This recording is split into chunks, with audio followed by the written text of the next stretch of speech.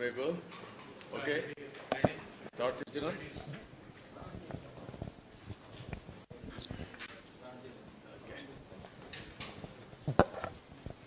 Okay అండి. అందరికీ నమస్కారాలు. సిరీస్లో ఇది మూడో వైట్ పేపర్. రాష్ట్ర ప్రజలందరికీ కూడా మనస్ఫూర్తిగా నా నమస్కారాలు, అభినందనలు, శుభాభినందనలు. ఈరోజు రాష్ట్ర భవిష్యత్తు కోసం 5 సంవత్సరాలు ఏం జరిగింది, మళ్ళీ సమిష్టిగా మనందరం ఏ విధంగా ఇవన్నీ రివైవ్ చేసుకోవాలి. ఆ రోజు ఎన్నికల ముందు మేము ఒకటే చెప్పాం, ప్రజలు గెలవాలి, రాష్ట్రం నిలబడాలి. ప్రజలు గెలిపించారు, ప్రజలు గెలిచారు. వాళ్ళ మనోభావాల్ని, అదే మరిగా వాళ్ళ యాస్పిరేషన్స్ని మేము గౌరవించాల్సిన అవసరం ఉంది, సాధించాల్సిన అవసరం ఉంది. అయితే ఈరోజు రాష్ట్రంలో ఉండే ప్రత్యేకమైన పరిస్థితులు కూడా రోజు రోజుకు ఎంత తవ్వితే అంత భయంకరంగా కనపడొస్తున్నాయి. ఎంత లోతుందో మాకే తెలియదు. ఓసారి చెప్తారు సముద్రంలోకి దిగితే తప్ప లోతు తెలియదని. ఆ పరిస్థితిలో ఉంది. ఇది ఒక డిపార్ట్మెంట్ని కాదు, అన్ని డిపార్ట్మెంట్లో ఇదే పరిస్థితి ఉంది. అయితే ఎవరైతే మమ్మల్ని గౌరవించి మా మీద నమ్మకం పెట్టుకుని ఒక హిస్టారికల్ విక్టరీకి దోహదపడ్డారో వాళ్ళ కాన్ఫిడెన్స్ తీసుకొని ఎప్పటికప్పుడు అన్ని విషయాలు కూడా వాళ్ళకి చెప్పి మళ్ళీ ఏం చేయాలని చేయడం కోసమే ఈ ఎక్సర్సైజ్ స్టార్ట్ చేశాం. 1కి 10 సార్లు మేము చెప్పాల్సిన అవసరం ఉంది, అందరూ కూడా ఆలోచించాల్సిన అవసరం ఉంది. ఫైనల్గా ఏ విధంగా నిర్ణయాలు చేసి ఈ యొక్క వ్యవస్థని ఘాట్లో పెట్టాలి, ఆర్థిక వ్యవస్థను మళ్ళీ ఏ విధంగా పరిపుష్టి చేయాలి, మళ్ళీ అటు సంక్షేమం ఇటు అభివృద్ధి రెండు కూడా సమాంతరంగా ఏ విధంగా తీసుకుపోవాలను ఆ ఎక్సర్సైజ్ స్టార్ట్ చేశాం. అందుకే మూడో వైట్ పేపర్ ఇది. అది కూడా చాలామందికి వైట్ పేపర్ అంటే మాకేంటి సంబంధం అనుకుంటారు. ఇవన్నీ వాస్తవాలు మీ ముందర పెట్టడం, యథార్థాలు మీకు తెలియజేయడం. మీరందరూ కూడా ఎన్ని పనులున్నా కామన్ మ్యాన్ కూడా, మామూలు పేదవాడు కూడా దృష్టి పెట్టవలసిన అవసరం ఉంది. ఎప్పుడు కూడా ఒక పరిపాలన అంటే సమర్థవంతమైన పాలన ఉంటే ఆ సమర్థవంతమైన పాలన వల్ల మెరుగైనటువంటి ప్రయోజనాలు పేదవాళ్ళకు కలుగుతాయి. దానివల్ల వాళ్ళ కష్టానికి తోడుగా మేము చేసే పనుల వల్ల కూడా వాళ్ళకు లాభం వస్తుంది. అట్లా కాకుండా పేదవాళ్ళ ప్రభుత్వంతో మాకు సంబంధం లేనుకుంటే, ఒక బాధ్యత లేకుండా ఆలోచిస్తే వచ్చే కష్టాలకు కూడా మనం భరించాల్సి వస్తుంది. దానికి ఒక ఉదాహరణ పేదవాడికి ఏ విధంగా నష్టం జరుగుతుందో అన్ని విషయాల్లో ఉంది. ఇందులో కూడా మీరు ఒకసారి ఆలోచిస్తే ప్రజలందరికీ అర్థమవుతుంది. నేను ఒకటే చెప్తున్నా, పదే మీలో చైతన్యం తేవడానికి, మీకు అర్థం కావడానికి, మీ భవిష్యత్తుతో వీళ్ళు ఏ విధంగా ఆడుకున్నారు, మీ భావితరాల, మీ పిల్లల భావితరాల భవిష్యత్తు పైన ఎట్లా వీళ్ళు దెబ్బతీశారు అనే విషయాలు చెప్పడం నా బాధ్యత. అవి చెప్పి మీలో కూడా మీ ఆలోచనలు కూడా తీసుకొని, సామాన్య ప్రజానికం ఆలోచన తీసుకుంటాం, మీడియా ఆలోచనలు తీసుకుంటాం, బయట ఇంటలెక్చువల్స్ ఆలోచన తీసుకుంటాం. మళ్ళీ ఒక మెరుగైన పాలన ద్వారా మళ్ళీ రాష్ట్రాన్ని ముందుకు తీసుకుపోవడం కోసం ఈ ఎక్సర్సైజ్ చేస్తున్నాం. ఈరోజు అతి ముఖ్యమైన సబ్జెక్ట్ ఇది. పవర్, విద్యుత్ శక్తి. కరెంటు లేనిదే ఈరోజు ఎవ్వరి జీవితాలు కూడా, ప్రతి ఒక్కరి జీవితాలు, ప్రతి ఒక్క రంగం పవర్తో ముడిపడి ఉంది, విద్యుత్ శక్తితో ముడిపడి ఉంది. దీన్ని ఎంత సమర్థవంతంగా మనం అమలు చేసుకోగలిగితే అంత మెరుగైన జీవన ప్రమాణాలు, అదే మరిగా మనకు అన్ని విధాల లాభం జరిగే పరిస్థితి వస్తుంది. గత చరిత్ర కూడా ఒక స్లైడ్లో నేను చెప్పిన తర్వాత మొత్తం డీటెయిల్స్ కానీ వస్తాను. నెక్స్ట్, ఇది మీరు ఇక్కడ చూస్తే 95/2004 నేను మొట్టమొదటిసారిగా ముఖ్యమంత్రి అయినప్పుడు పవర్ సెక్టర్ రిఫార్మ్స్ 1.0 తీసుకొచ్చాం. That was the beginning. ఈ దేశంలో ఎవ్వరూ చేయలేనప్పుడు ఒక్క ఒరిస్సానే పవర్ సెక్టర్ రిఫార్మ్ తీసుకొచ్చి ఫెయిల్ అయి వదిలిపెట్టారు. అప్పుడు నేను పవర్ సెక్టర్ రిఫార్మ్స్కి వెళ్ళాను. ఆ పవర్ సెక్టర్ రిఫార్మ్స్ వచ్చినప్పుడు దాన్ని మళ్ళీ మీకు ఎక్స్ప్లెయిన్ చేస్తాను. 2014 నుంచి 2019 మళ్ళీ నేను వచ్చే కొద్దికి నాకు 22.5 మిలియన్ యూనిట్లు కరెంటు కొరత, వారసత్వం. అప్పుడే 2.0. ఈసారి సోలార్, విండ్, ఇన్నోవేటివ్ పవర్ కోసం ముందుకు పోయాం. అవి కూడా ఏ విధంగా వచ్చాయి మీకు ఎక్స్ప్లెయిన్ చేస్తాం. 19-24 phenomenal increase in power tariff. నేను ఎన్నికల ముందు చెప్పాను, కరెంటు ఛార్జీలు పెంచకుండా వినూత్నమైన ఆలోచనలతో ఏ విధంగా చేయాలనో చేసి చూపిస్తానని చెప్పాను. వీళ్ళు వస్తానే విపరీతంగా పెంచేశారు. ఇంకొక పక్కన ఏదైతే 19-24లో అప్పులు కూడా విపరీతంగా పెరిగిపోయినాయి. 1,29,000 కోట్ల రూపాయలు అప్పు ఉన్నాయి ఇప్పుడు. నేను డీటెయిల్స్ మీకు ఎక్స్ప్లెయిన్ చేస్తాను. ఇంకా ఎక్కువ అవుతాయి. ఇంకొక పక్కన 19-24 ఇన్ఎఫిషియెంట్ గవర్నెన్స్ వల్ల ఒక చేతగాని వ్యక్తి, ఒక అహంకారంతో విర్రవీగే వ్యక్తి వ్యవస్థల్ని ఏ విధంగా నాశనం చేస్తాడో ఇందులో మీరు చూస్తారు. ఒక అసమర్థుడు, ఒక అహంకారి, రెండూ కలిస్తే రాజకీయాలకు తగని వ్యక్తి అనేది కూడా మీరు అందరూ గుర్తుపెట్టుకోవాలి. అలాంటి వ్యక్తి వల్ల సమాజం ఏ విధంగా అతలాకుతలం అవుతుంది, అందరికీ ఏ విధంగా ఇబ్బందులు వస్తాయనే విషయం కూడా మనం గుర్తుపెట్టుకోవాల్సిన వస్తుంది. మీరు ఈ ఫ్యాక్ట్ చూస్తే రాష్ట్రంలో ఉండే ప్రజలందరినీ కోరుతున్నాం, రాగద్వేషాలకు అతీతంగా ఆలోచించండి. ఏదో మీకుండే సిద్ధాంతాలు లేకుంటే కులమో మతం కాకుండా ఇంపార్షియల్గా మీరు ఆలోచిస్తే మీకే అర్థమవుతుంది ఎంత నష్టపోయాము. వే ఫార్వర్డ్ ఏం చేయాలని కూడా ప్రజలకు ఎక్స్ప్లెయిన్ చేయడం ప్రయత్నం చేస్తాను. ఇంకా సజెషన్ తీసుకుంటాం, దానిపైన ముందుకెళ్తాం. నెక్స్ట్, ఫస్ట్లో 95-2004 ఇప్పుడుండే పవర్ సెక్టర్ రిఫార్మ్స్ అన్నీ ఆ రోజు అమలు చేసిన power sector reforms. First state in the country to introduce power sector reforms 98లో అమలు చేశాం. అదే మరి ఇండిపెండెంట్ రెగ్యులేటరీ కమిషన్ అపాయింట్ చేశాం, ఏపీఈఆర్సీ. దేశంలోనే మొట్టమొదటి రెగ్యులేటరీ కమిషన్. ఆ తర్వాత టెలికాంలో, సివిల్ ఏవియేషన్లో ఇంకా చాలా డిపార్ట్మెంట్లు వచ్చాయి. దేశంలోనే రిఫార్మ్లో మొట్టమొదటి రెగ్యులేటరీ కమిషన్ పవర్ సెక్టర్లో వచ్చింది. అది కూడా మన ఆంధ్రప్రదేశ్లో వచ్చింది. ఈ రిఫార్మ్ ఫలితమే జనరేషన్ కంపెనీలు, ట్రాన్స్మిషన్ కంపెనీ, డిస్ట్రిబ్యూషన్ కంపెనీస్ ఒకప్పుడు 5 ఉండేటివి, ఇప్పుడు 3 ఉన్నాయి. కంబైన్డ్ ఆంధ్రప్రదేశ్లో 5 డిస్ట్రిబ్యూషన్ కంపెనీస్ ఉండేటివి. హైదరాబాద్, వరంగల్, తెలంగాణకి వెళ్ళిన తర్వాత ఉత్తరాంధ్ర, ఇక్కడ వచ్చే కొద్దిగా విజయవాడ, ఇక్కడ వచ్చే తిరుపతి. ఒకప్పుడు అనంతపురం ఉండేటివి. ఇన్ని 3 ఉన్నాయి. ఇప్పుడు 3 ఉన్నాయి. ఇప్పుడు ఇంకా నేను స్టడీ చేసుకుంటున్నాను, వల్ల సబ్జెక్ట్ రీకలెక్ట్ చేసుకోవడం. ఇక్కడికి వచ్చేటప్పుడు ఎనర్జీ డెఫిషిట్ రెడ్యూస్ టు 1.5 2003-04 వచ్చాం. Compare to 7.1% at national level ఉండేది. అంటే ఆల్మోస్ట్ ఆల్ పవర్ సర్ప్లస్కు 2003-04 రీచ్ అయ్యాం.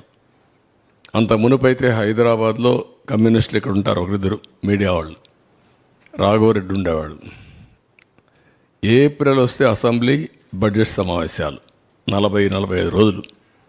45 రోజులు ఆయన నల్గొండ నుంచి మొత్తం మనుషులు తీసుకొచ్చి ఏపీఎస్సీబీ ఖైరతాబాద్లో మెయిన్ రోడ్డు అక్కడ పెట్టేసేవారు. అసెంబ్లీ మొత్తం స్టాల్వ్ అయిపోయేది. ఆ రోజంతా చర్చ దానిపైనే ఉండేటివి. ఈ విధంగా సమ్మర్ వస్తే నేనైతే అసెంబ్లీ నుంచి ఒక 1 స్టేజ్లో 95లో నేరుగా హెలికాప్టర్ వేసుకుపోయి ఆ ఎండిపోయిన పంటలు చూసి మళ్ళీ వచ్చి అసెంబ్లీకి సమాధానం చెప్పిన రోజులు ఉన్నాయి. అలాంటి సందర్భాలు చాలా ఉన్నాయి. అక్కడి నుంచి 2003-04లో మనం ఇది చేసాం. ఒక మాటలో చెప్పాలంటే నా పవర్ పోయింది, కానీ పవర్ సెక్టర్ రిఫార్మ్స్ వల్ల దేశం బాగుపడింది. 2004లో మేజర్గా అందరూ నన్ను వ్యతిరేకించి ఆ రోజు అప్రతిష్ట పాలు చేస్తే గవర్నమెంట్ పోగొట్టుకున్నాం. కానీ ఒక తృప్తి, నేను చేసిన పవర్ సెక్టర్ రిఫార్మ్స్ శాశ్వతం, దేశం బాగుపడింది, మన రాష్ట్రం కూడా బాగుపడే పరిస్థితికి వచ్చింది. ట్రాన్స్మిషన్ లాసెస్ ఒకప్పుడు 35% చూపించేవాళ్ళు, అది కూడా 38% కూడా లేదు. నేను వచ్చిన తర్వాతనే ఎనర్జీ ఆడిటింగ్ పెట్టాం. రిఫార్మ్స్లో భాగంగా అవన్నీ స్ట్రీమ్ లైన్ చేశాం. అది 20%, 23% 2003-04 తీసుకొచ్చాం. మళ్ళీ రెండోసారి వచ్చినప్పుడు 7-8% తీసుకొచ్చాం. నేను ఎప్పుడు ప్రపంచం అంతా చూసి 2-3% రావాలని చెప్పేవాడిని.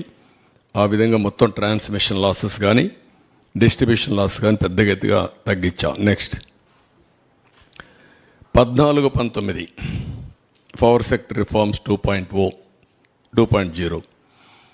ఇక్కడ గ్రోత్, డిమాండ్ అండ్ కన్జంప్షన్ రెండు చూసుకున్న తర్వాత ఫస్ట్ టైం మీరు చూస్తే 22.5 మిలియన్ యూనిట్లు కరెంటు కొరత బై డిసెంబర్ 2014కి పవర్ మేనేజ్మెంట్ చేశాం.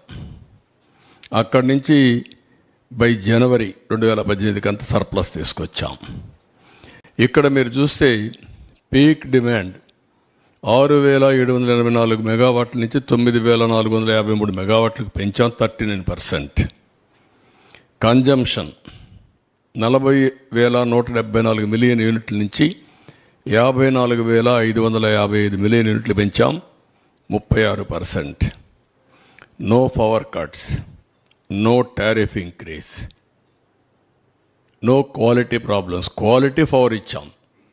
పవర్లో మనం గుర్తుపెట్టుకోవాల్సింది, లో వోల్టేజ్ ఉన్నా బల్బులు కాలిపోతాయి, హై వోల్టేజ్ ఉన్నా కాలిపోయే పరిస్థితి వస్తుంది. అలాంటి పవర్ సప్లై చేయగలిగాం. Per capita consumption grow at 1003 యూనిట్ల నుంచి 1,234 యూనిట్లు పెంచగలిగాం, 23%. ఆల్ ఇండియా లెవెల్లో 1010 నుంచి 1,181 పెంచారు, 17%. గవర్నమెంట్ ఆఫ్ ఇండియా ప్రోగ్రామ్స్ అన్నీ తీసుకున్నాం. ఐపీడిఎస్, DDU-GYA, Uday, power for all, ఇవన్నీ తీసుకొని ఒక 5,000 కోట్ల రూపాయలు గ్రాంట్ తీసుకొచ్చాం గవర్నమెంట్ ఆఫ్ ఇండియా నుంచి. ఫస్ట్ మూవర్ అడ్వాంటేజ్ పెట్టి అవన్నీ తీసుకొచ్చాం. అంత మునుపు కూడా వరల్డ్ బ్యాంక్ గ్రాంట్ తీసుకొచ్చాం. నేను సీఎంగా దిగిపోయిన తర్వాత రాజశేఖర రెడ్డి సీఎం అయితే 2,500 కోట్లో 3,000 కోట్లో నేను తీసుకొచ్చిన పవర్ సెక్టర్ రిఫార్మ్స్ బెనిఫిట్ అతనికి వచ్చింది. ఆ రోజు జరిగింది. ఇక్కడ మీరు చూస్తే కొత్తవి న్యూ థర్మల్ యూనిట్స్ 2 ప్రారంభించాం. 1 VTPS, 2 కృష్ణపట్నం. ఇంకొక పక్కన ఎనర్జీ ఎఫిషియన్సీ ఇంప్లిమెంటేషన్లో, అందులో రెడీనెస్లో వరల్డ్ బ్యాంక్ కూడా నెంబర్ 1 ప్లేస్ ఇచ్చారు, ఫస్ట్ ర్యాంక్ ఇచ్చారు. నెక్స్ట్ ఇక్కడ మీరు చూస్తే ఏపీ జెన్కో ఇన్స్టాల్డ్ కెపాసిటీ 4,114 మెగావాట్ల నుంచి 3,099 మెగావాట్లు పెంచాం, 75% పెరిగింది, 7,213 మెగావాట్లు అయింది. ట్రాన్స్మిషన్ కెపాసిటీ 29,863 MVA నుంచి 17,124 MVA పెంచాం, ఈ దగ్గర 57%. 46,987 MVA పెరిగింది. Installed renewable energy capacity solar, wind, రెంట్లో కూడా బ్రేకప్ ఇచ్చారు. 1,342 మెగావాట్ల నుంచి 6,374 మెగావాట్లు పెంచాం, 475%. 7,716 మెగావాట్లు అయ్యింది. సోలార్ కెపాసిటీ 66 నుంచి 2,979 మెగావాట్లు పెంచాం, 45.14% పెరిగింది. 3045 మెగావాట్లు పెరిగింది. 4514% విండ్ 731 మెగావాట్ల నుంచి 3346 మెగావాట్లు అదనంగా పెంచాం. 458%. అదే మొత్తం చూస్తే ఏంటో బ్యాటరీ అయిపోయినట్టుంది. 4077 మెగావాట్లు అయింది.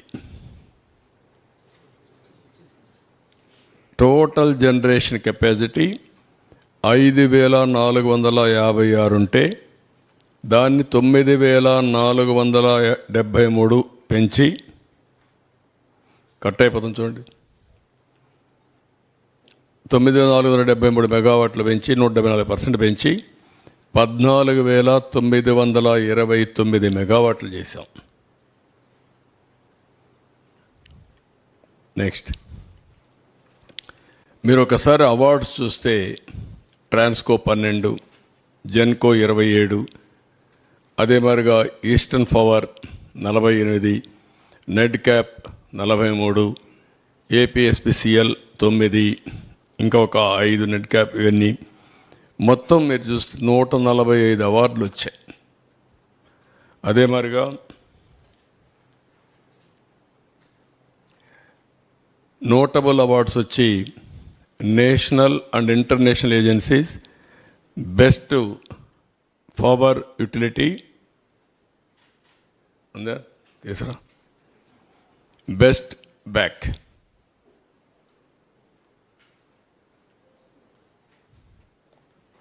చూసుకోండి, జాగ్రత్త చూసుకోండి.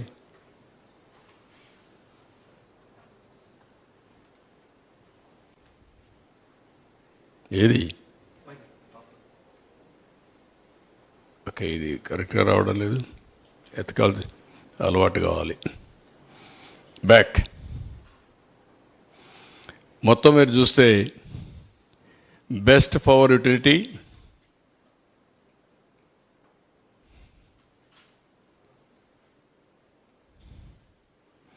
పవర్ జనరేషన్లో best performing transmission utility in the country, best state of India for energy security, governance and sustainability, ఇవన్నీ వచ్చే పరిస్థితి వచ్చింది.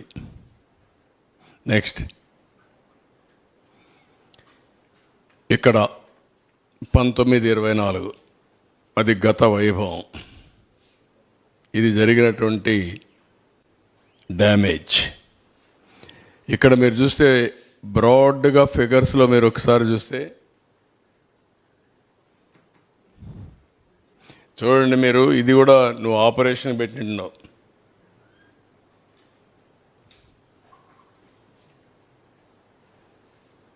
రెండు కన్ఫ్యూజ్ అవుతుంది. తీసుకెళ్ళి ఒళ్ళు దగ్గర పెట్టుకొని పనిచేయండి, తమాషాలు ఆడుతున్నారు. చూసినప్పుడు టారిఫ్ బర్డన్ ఆన్ కన్జ్యూమర్స్, గవర్నమెంట్లో కూడా ఉండేవాళ్ళు మరి పనిచేస్తున్నారు, వారసత్వంగా వచ్చాయి మాకు ఇవన్నీ. తొలి రోజు వస్తే కమ్మోడు కూడా పనిచేయాల, రూములు పనిచేయాల, ఏసీలు పనిచేసే పరిస్థితి లేదు. ఇక్కడ ఎవడో పట్టించుకున్న నాదుడు కనపడలేదు కాగా, అట్లా తయారైపోయారు. మన రూమ్లో కూడా ఏం పని చేయకుండా ఉండే పరిస్థితి వచ్చేసింది. ఆ రూమ్కి ఎవరు వచ్చినట్టు లేరు. వీళ్ళకందరికీ ఇంకా పాత వాసన అట్నే ఉంది. ఇక్కడ చూసినప్పుడు టారిఫ్ బర్డన్ ఆన్ కన్జ్యూమర్స్ 32,166 కోట్లు పడింది. 2 అప్పులన్నీ అన్ని యూటిలిటీస్ కలిపి 49,596 కోట్లు. ఇవి కాకుండా ఇన్ఎఫిషియంట్ గవర్నెన్స్ వల్ల ఏ ప్రాజెక్ట్ ఎప్పుడు ప్రారంభించాలో ప్రారంభించకుండా పోవడం, అవన్నీ క్లోజ్ చేసి షార్ట్ టర్మ్ పర్చేసెస్ చేయడం, ఇష్టానుసారంగా చేసిన దానివల్ల 47,741 కోట్లు పెరిగింది. మొత్తం మీరు చూస్తే 1,29,503 కోట్ల రూపాయలు టోటల్ లాసెస్ ఈ రోజుటికి 5 ఏళ్లలో జరిగి ఈరోజు మనకు ఇంత లాస్ ఉండే పరిస్థితి వచ్చింది. నెక్స్ట్ ఇక్కడికి వచ్చినప్పుడు టారిఫ్ బర్డన్ ఆన్ కన్జ్యూమర్ 32,126 కోట్లు చూపించాం. అప్పులు 49,596 కోట్లు, 81,762 కోట్లు ఈ రెండు వల్ల వచ్చింది. ఇది కాకుండా ఇన్ఎఫిషియన్సీ హెడ్స్ ఇచ్చాం ఒక 7 దాకా. ఒకటి VTPS, 2 కృష్ణపట్నం. ఈ 2 డిలే అయినాయి. దానికి షార్ట్ టర్మ్ పర్చేసెస్ చేశారు. 12,808 కోట్ల రూపాయలు అదనంగా భారం పడింది. పోలవరం హైడ్రో ఎలక్ట్రిక్ ప్రాజెక్ట్ని టెండర్ మార్చారు, కొత్త ఏజెన్సీకి ఇచ్చారు. అది 23కి కావాల్సింది 26కి వెళ్ళింది. దానివల్ల 4,737 కోట్లు పెరిగింది. Additional impact of power, short term power purchase అందులో కవర్ అయింది కాకుండా చూస్తే 2,691 కోట్లు పెరిగింది. 7,000 మెగావాట్లు సోలార్ పవర్ ఫ్రమ్ సెకీని తీసుకుంటామని చెప్పి ఒప్పందం చేసుకున్నారు. దానికి సంవత్సరానికి 3,850 కోట్లు, 25 ఏళ్ళు ఒప్పందం. అది అదనంగా 25 ఏళ్ళు పడుతుంది. ఇంకా రాబోయే రోజులు ఇంకా స్టార్ట్ కాలేదు, అది ఎప్పటి నుంచి స్టార్ట్ అవుతుంది కూడా చూపిస్తాను. తర్వాత interest burden due to borrowings 10,892 కోట్లు పడింది.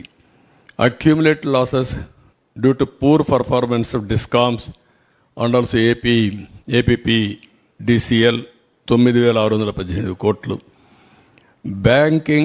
బ్యాకింగ్ డౌన్ ఆ పవర్ స్టేషన్ని కెపాసిటీ తగ్గించడం, నిలిపేయడం, ఆ టైంలో షార్ట్ టర్మ్ పర్చేసెస్ కొనడం, ఇలాంటి కొన్ని చేశారు. దానివల్ల ఒక 3,135 కోట్లు పెరిగింది. అంటే మన కెపాసిటీ ఉంది, ఆ పవర్ ప్రాజెక్ట్ ఆపరేట్ చేయరు, థర్మల్ ఆపరేట్ చేయకుండా వదిలిపెట్టి బయట కొన్నారు. దానివల్ల కూడా విపరీతంగా పడింది. మొత్తం కలిస్తే 47,740 కోట్లు. గ్రాండ్ టోటల్ చూసినప్పుడు 1,29,503 కోట్లు పెరిగింది.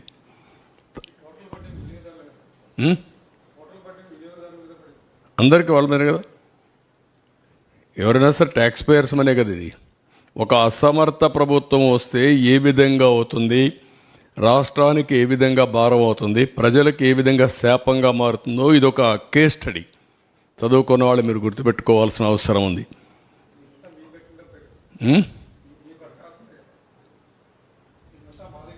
మీ దగ్గర నుంచి వస్తే చేస్తారు, ఇంకెక్కడి నుంచి చేస్తారు? రాష్ట్రంలో అన్ని మీ దగ్గర నుంచి. నెక్స్ట్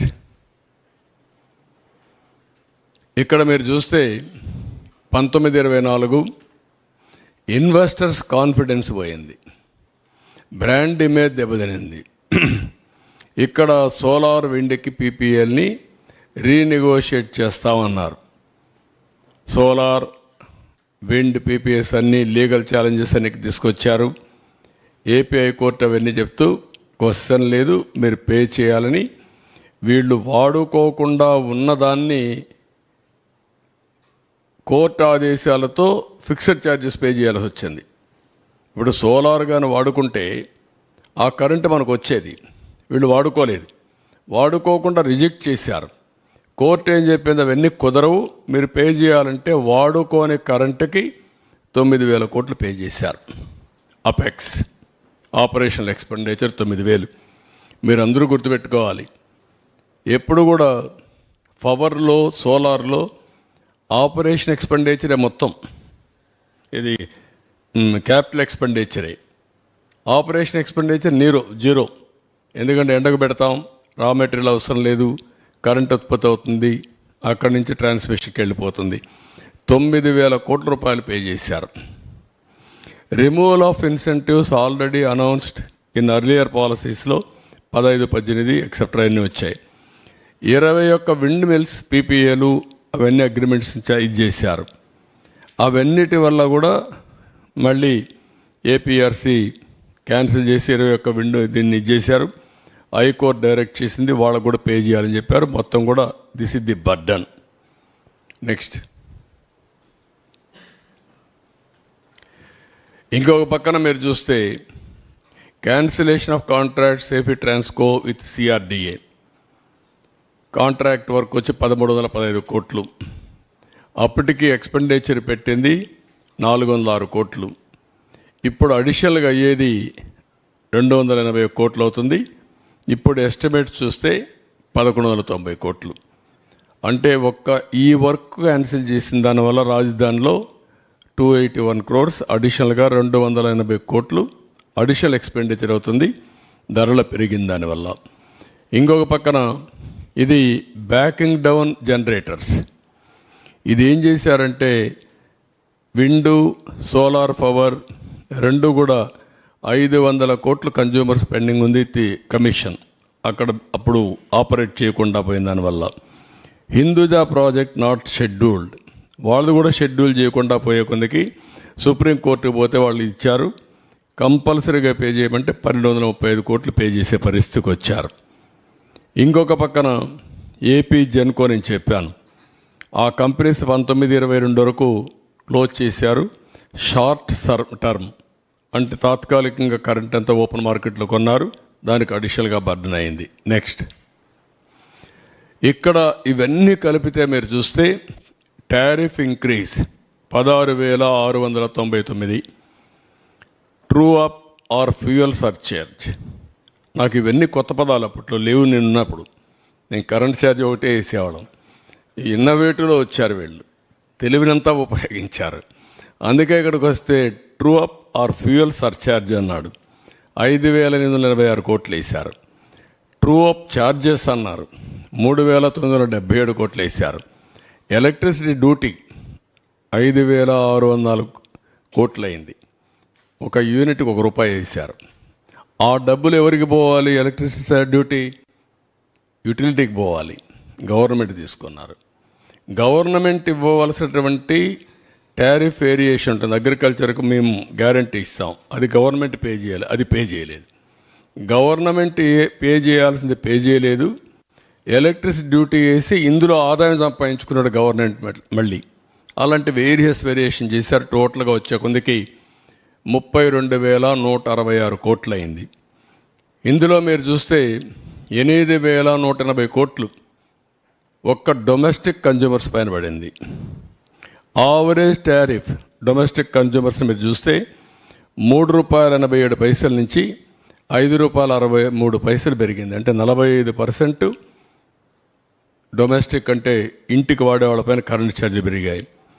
పూర్ కన్జ్యూమర్స్ ఎక్కువ సఫర్ అయ్యారు, పేదవాళ్ళ మీద భారం ఎక్కువ పడింది. అంటే 78-98% వాళ్ళ మీద పెరిగింది. ఇంకొక పక్కన మిడిల్ క్లాస్ చూసి 29% పెరిగింది. మొత్తం 1,53,00,000 మంది కన్జ్యూమర్స్ సఫర్ అయ్యారు. ఇంకొక పక్కన పెండింగ్ ఉంది ఇప్పుడు మళ్ళీ 17,137 కోట్లు ట్రూ అప్ ఫ్యూయల్ ఛార్జెస్ ఏపీఆర్సీలో పెండింగ్ ఉన్నాయి. ఇది మోర్ రిలవెంట్. 50 యూనిట్లు వాడే వాళ్ళందరికీ ₹1 నుంచి ₹1.99 పెరిగింది. 100 యూనిట్లు వాడే వాళ్ళకి ₹2.44 నుంచి ₹4.53 పెరిగింది, 86% పెరిగింది. 200 యూనిట్లు వాడేవాడికి ₹6.32 నుంచి ₹1,123 పెరిగింది, 78% పెరిగింది. 300 యూనిట్లు వాడేవాడికి 1,573 నుంచి 2,034 అంటే 29%. ఎప్పుడూ మాట్లాడుతూ ఉంటాడు పెత్తందారులని. ఈ పెత్తందారు చేసిన పనికి పేదవాడు చితికిపోయే పరిస్థితి వచ్చింది. పేదవాడి మీద భారం పడింది, పేదవాళ్ళు నడ్డి విరిచే పరిస్థితికి వచ్చాడు. అన్నింటికంటే ముఖ్యంగా 50 యూనిట్లు వాడిన వ్యక్తులపైన 98% పెంచారు, 100% భారం మోపారు. నెక్స్ట్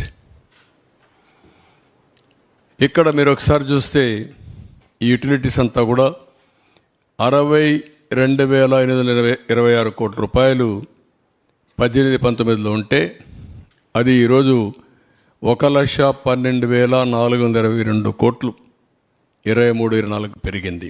అంటే మొత్తం పెంచింది మీరు చూస్తే 49,596 కోట్లు పెరిగింది, 79%. అన్ని యూటిలిటీస్ కలిపి. క్యాపెక్స్ లోన్స్ ఇంక్రీజ్డ్ అంటే క్యాపిటల్ ఎక్స్పెండిచర్ మీరు చూస్తే ఇందులో 36,772 నుంచి 46,380 కోట్లు పెరిగింది 5 ఇయర్స్లో. Apex operational, this is very important, 26,034 కోట్ల నుంచి 66,042 కోట్లు పెరిగిపోయింది. అంటే దగ్గర 40,000 కోట్ల రూపాయలు ఆపరేషనల్ ఎక్స్పెండిచర్ పెరిగింది. అదే మరి ఇంకొక పక్కన short term borrowings at higher interest rate 11.11% తీసుకొచ్చారు. దీనివల్ల అడిషనల్ బర్డను 10,892 కోట్లు షార్ట్ టర్మ్ లోన్స్ మీద లాస్ట్ 5 ఇయర్స్ పడింది. అంటే టోటల్ లోన్స్ ఇంక్రీజ్డ్ బై మొత్తం ఎలక్ట్రిసిటీ బోర్డులో 50,000 కోట్లు. ఈ 50,000 కోట్లు ప్లస్ 32,000 కోట్లు సంవత్సరం భారం. ఇది మనం గుర్తుపెట్టుకోవాలి, ఎంత భారం వేశారనే దీనికి ఎగ్జాంపుల్ ఇది. నెక్స్ట్, ఇక్కడ ఇవన్నీ కూడా దీనికి రావాల్సిన డబ్బులు ఎలక్ట్రిసిటీ డిపార్ట్మెంట్కి కానీ యూటిలిటీస్కి కానీ గవర్నమెంట్ సబ్సిడీ అంత మునుపు కూడా ఉండేది, కొంత పెండింగ్ 7,680 కోట్లు ఉంటే అది 12,681 అయింది, 65% పెరిగింది. డిపార్ట్మెంట్స్ అన్ని అరియర్స్ 5,205 నుంచి 15,157 కోట్లు పెరిగింది, 188% పెరిగిపోయింది. ట్రూ అప్ ఫ్యూయల్ ఛార్జెస్ 17,137 కోట్లు ఇప్పుడు కూడా ఈఆర్సీ నుంచి ఎలక్ట్రిసిటీ కమిషన్ నుంచి రావాలి. అదర్ గవర్నమెంట్ రిసీవబుల్స్ 7,116 కోట్లు పెండింగ్ ఉన్నాయి. తెలంగాణ నుంచి 7,703 కోట్లు డ్యూస్ ఉన్నాయి. ఇవన్నీ చూస్తే మొత్తం కూడా 52,091 కోట్లు అందులో ఇంకా 1-2 అడిషనల్గా వచ్చాయి.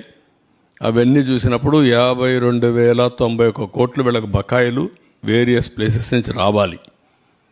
అవుట్ స్టాండింగ్ రిసీవబుల్స్ ఇంక్రీజ్ ఒకప్పుడు 12,945 కోట్లు ఉంటే అది ఇప్పుడు 52,091 కోట్లకు పెరిగి 39,146 కోట్ల రూపాయలు, 302% పెరిగాయి బకాయిలు. హెల్త్ ఆఫ్ ది ఆర్గనైజేషన్ పూర్తిగా క్షీణించిపోయే పరిస్థితికి వచ్చింది, చాలా సమస్యలు వచ్చాయి. నెక్స్ట్,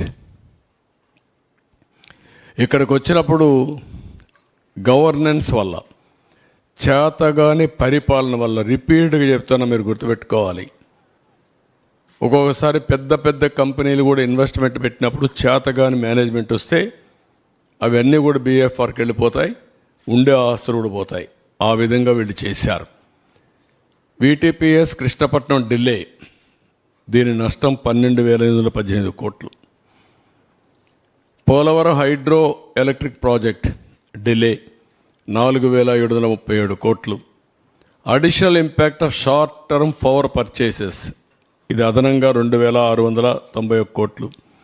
7,000 మెగావాట్లు సోలార్ పవర్ సెకీ ద్వారా కొనేదానిలో సంవత్సరానికి 3,850 కోట్లు. ఇంట్రెస్ట్ బర్డన్, ఎక్కువ అప్పులు చేశారు, దానికి వడ్డీ కట్టాలి, దాని భారం 10,892 కోట్లు. ఏవైతే అక్యుములేటెడ్ లాస్ వచ్చాయో అవన్నీ మీరు చూస్తే డిస్కామ్స్లో APPDCLలో 9,618 కోట్లు. బ్యాకింగ్ డౌన్, వాలంటరీగా నిలిపేసి షార్ట్ టైం పర్చేసెస్ కొన్నారు, దానికి 3,035 కోట్లు. మొత్తం కలిసి ఒక అసమర్థుడి పరిపాలన వల్ల 47,741 కోట్లు అయింది. అంటే తిక్కలోడు తిరణాలకు పోతే ఎక్కడో దగ్గర సరిపోయిందంటారు, ఆ పరిస్థితిలో మనం ఉన్నాం. ఏంటిది, ఏంటి పరిపాలన? ఇలాంటి వాడు అర్హత ఉందా పరిపాలించడానికి? ఇలాంటి వ్యక్తుల్ని సపోర్ట్ చేస్తే ఏమవుతారు? ఎక్కడా లేనంత నష్టం జరిగింది. అది నా బాధ, ఆవేదన ప్రతి ఒక్కరు అర్థం చేసుకోవాల్సిన అవసరం ఉంది. ఇంకా ఫర్దర్గా డీటెయిల్స్ పోతే నెక్స్ట్, ఇది ఒకసారి చూస్తే VTPS 55 నెలలు డిలే అయింది కమెన్స్మెంట్కి, నిలిపేశాడు. డబ్బులు కొరత లేదు, డబ్బులున్నాయి, ప్రాజెక్ట్ స్టార్ట్ చేశాం, కావాలని ఇది ఉండాలన్నా వద్దా అని డిలే చేసి తర్వాత ఆపరేట్ చేశారు. 55 నెలలు డిలే అయింది. దాని కాస్ట్ వచ్చి 2,029 కోట్లు అదనంగా కాస్ట్ పడే పరిస్థితికి వచ్చింది. అదే మరి ఇంకొక పక్కన 21 మిలియన్ యూనిట్స్ని ప్రొక్యూర్ చేశారు. దానివల్ల భారం 4,895 కోట్లు. కృష్ణపట్నం స్టేజ్ 2 అది కూడా 800 మెగావాట్లు. 44 నెలలు డిలే అయిపోయింది. దాని కాస్ట్ వచ్చి మీరు చూస్తే ఎక్స్లవేషన్ 2,035 కోట్లు. ఇంకొక పక్క 12,000 మిలియన్ యూనిట్లు ప్రొక్యూర్ చేశారు. దీని కాస్ట్ 3,860 కోట్లు. మొత్తం ఇక్కడ చూస్తే ఇవన్నీ కలిపి టోటల్ డిలే అయిన దానివల్ల 12,818 కోట్లు. ఎవడైనా సరే గవర్నమెంట్లో ప్రాజెక్ట్ వచ్చిన తర్వాత సమర్థులను పెట్టుకొని ఇమీడియట్గా ఆపరేట్ చేస్తారు, కంప్లీట్ చేస్తారు. ఒక అసమర్థుడి యొక్క దీనివల్ల నీళ్ల పోసిన ఇదయింది, 12,500 కోట్లు పోయింది. నెక్స్ట్, ఇది పోలవరం టర్న్కీ కాంట్రాక్ట్ అవార్డు ఇచ్చారు 6 డిసెంబర్ 2017. కమిషన్ చేసింది 2023. టర్మినేట్ చేశారు మళ్ళా దాన్ని చేసి 26 వరకు కొత్త కాంట్రాక్ట్కి ఇచ్చారు. ఆన్ గోయింగ్ ఆర్బిట్రేషన్ ఇంకా సెటిల్ కాల. అది సెటిల్ అయితే 1,500 కోట్లు. పాతవాడికి 1,500 కోట్లు సెటిల్ చేయాల. ఇప్పుడు కొత్తవాడు వచ్చింది 26కి వస్తాడు, 23కి పవర్ వచ్చేది. అక్కడి నుంచి ఇంపాక్ట్ అండ్ వేరియేషన్ ఆఫ్ ఇది మొత్తం ప్రైస్ వేరియేషన్ 350 కోట్లు అవుతుంది. Generation losses 2,000 units for Yanam. Additional burden 1,155 కోట్లు 24 వరకు. ఇంకా పెరిగితే ఇంకా పెరుగుతుంది. టిల్ జనవరికి అయితే 3,000 మిలియన్ యూనిట్లు 1,732 కోట్లు. టోటల్గా 4,737 కోట్ల రూపాయల నష్టం చేశాడు. ఒక ఈ ప్రాజెక్టు వల్ల, డిలే వల్ల, చేతగాని తనం వల్ల, అహంకారి వల్ల అదనంగా 1,500 కోట్లు పే చేస్తున్నారు. ఒక వ్యక్తి అహంకారానికి ఎంత ప్రైస్ ఉందో మీరు గుర్తుపెట్టుకోవాలి. ఎంత రాష్ట్రం పే చేస్తూ ఉందో గుర్తుపెట్టుకోవాల్సిన అవసరం ఉంది. Next, short term power purchases. ఇక్కడ మీరు చూస్తే short term power purchases increase. ఒకప్పుడు 3,373 కోట్లుంటే 3 మిలియన్ యూనిట్లుంటే అది 19-22, 23-24లో 11,655 మిలియన్ యూనిట్లు కొన్నారు. Average short term purchases cost increased from ₹4.02 ఒకప్పుడు ఉంటే ఇప్పుడు ₹7.61 పెరిగింది. 89% కాస్ట్ పెరిగింది. డిస్కామ్స్ 43,416 మిలియన్ యూనిట్లు షార్ట్ టర్మ్ సోర్సెస్ ద్వారా కొన్నారు. 5 ఏళ్ళు 26,030 కోట్ల రూపాయలు కన్జ్యూమర్స్ పైన భారం పడింది. ఇవన్నీ కూడా ఫ్యూయల్ ట్రూ అప్ కానీ, ఫ్యూయల్ సర్చార్జెస్ కానీ ఇవన్నీ కూడా వేసి మొత్తం 12,250 కోట్ల రూపాయలు అదనంగా భారం పడింది. ఇందులో మీరు చూస్తే షార్ట్ టర్మ్ పర్చేసెస్ 43,416 మిలియన్ యూనిట్లు కొన్నారు. టోటల్ కాస్ట్ 26,030 కోట్లు. ఇది అడిషనల్ బర్డన్, అంటే మామూలు రేటు కంటే వ్యత్యాసం. నెక్స్ట్, ఇంకొక పక్క 7,000 మెగావాట్ల సోలార్ పవర్ సెకి నేను చెప్పాను మీకు. ఇది 3,000 మెగావాట్లు సెప్టెంబర్ 2024 వస్తుంది, ఇంకా రాలా. తర్వాత ఇంకొకటి 3,000 మెగావాట్లు సెప్టెంబర్ 25కి వస్తుంది. ఇంకొక 1,000 మెగావాట్లు సెప్టెంబర్ 26కి వస్తుంది. ఎప్పుడు కూడా ముందుగానే కొనేసి వేరియస్ డెవలప్మెంట్ సోలార్లో వస్తాయి. వచ్చినప్పుడు మనం ఇక్కడ తయారు చేసుకోవచ్చు. ఇప్పుడు ఇన్నోవేటివ్ ఐడియాస్ వచ్చాయి. ట్రాన్స్మిషన్ లాసెస్ జీరో చేసుకునే అవకాశం ఉంటుంది. అంటే సబ్ స్టేషన్లోనే పవర్ జనరేట్ చేసుకుంటే అక్కడి నుంచే కనెక్ట్ చేస్తే ట్రాన్స్మిషన్ లాసెస్ ఏమి ఉండవు. ఇప్పుడు ఇక్కడ ట్రాన్స్మిషన్కే 3,550 కోట్ల నుంచి 4,350 కోట్లు పే చేయబోతున్నారు ఫర్ ఇయర్. ఒక ట్రాన్స్మిషన్కి రాజస్థాన్ నుంచి ఇక్కడ తీసుకురావడానికి దిస్ ఇస్ ది ప్రైస్. ఏమనాలి? ఆశ్చర్యం వేస్తుంది ఇలాంటి నిర్ణయాలు చేశారు. అది మరికి చూస్తే 5,287 మెగావాట్లు ఇక్కడ విండు లైసెన్స్ అగ్రిమెంట్ అయ్యారు. 12,075 మెగావాట్లు సోలార్ అయ్యారు.